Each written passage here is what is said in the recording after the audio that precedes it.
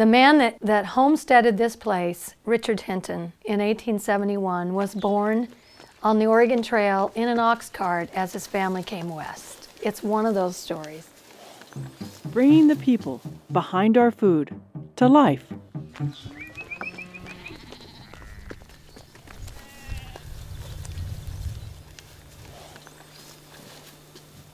In 1852, they came all the way across. They went right through this desert country to what was the Promised Land, and that was the fertile Willamette Valley. And they came to build families and to establish farms and communities. That was the dream. And he grew up there seeing it farmed, fenced, plowed under, overpopulated. And as a young man, he started to dream of being a stockman. He wasn't so enthralled with farming. So he struck out on his own when he was 19 years of age, and he came into the interior of north central Oregon, where we are today.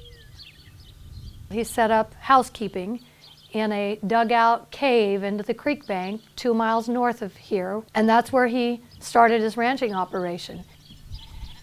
He brought in sheep right away and cattle soon after, and because he had been raised a farmer, he put in crops. So he very quickly and early established this 4-commodity operation, which was cattle, sheep, grains, and hay production. Into the early 1900s, he achieved the designation of being the largest land and stock holding in the state of Oregon. That operation continued successfully, and part of the reason it is that diversity, and then his planning and building, his breeding program. He was very visionary, and he started importing breeding stock and crossing those 2 types of sheep to produce an animal that would give him 2 quality crops, a good meat limb and a fine wool count in the same animal.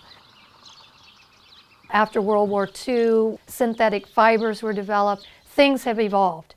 Always the rancher and the farmer must face the evolution, well, actually all of us as humans, of change. We have to deal with change. All our direct marketing really began when we completely lost the wool market in 1999. We began the work to take control of that a little bit more. Today, 100% of our production of lamb goes direct to chefs, to restaurants in Central Oregon, and some into Portland and the Columbia River Gorge. The presence of our lamb in the hands of chefs and the appreciation for the story and the land management practices, they were interested in our beef as well. And the wool from the sheep also is direct marketed, and have our own yarn line now which distributes nationally. And that led to the request for things made up. So we have been employing regional textile artisans to create the fabrics, textures, and the actual ready-to-wear apparel line. So we are selling our yarn line and our apparel line nationally, and that's a growing segment of our business. The grain is still sold as commodity. Our hay production primarily sells into our finished beef program, so it actually sells as pounds of beef. We didn't build this empire.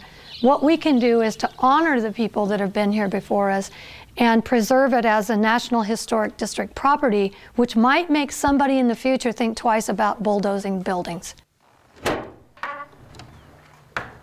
That's the only reason. It was our effort to protect it, preserve it, capture the story, save the structures, and preserve it for future.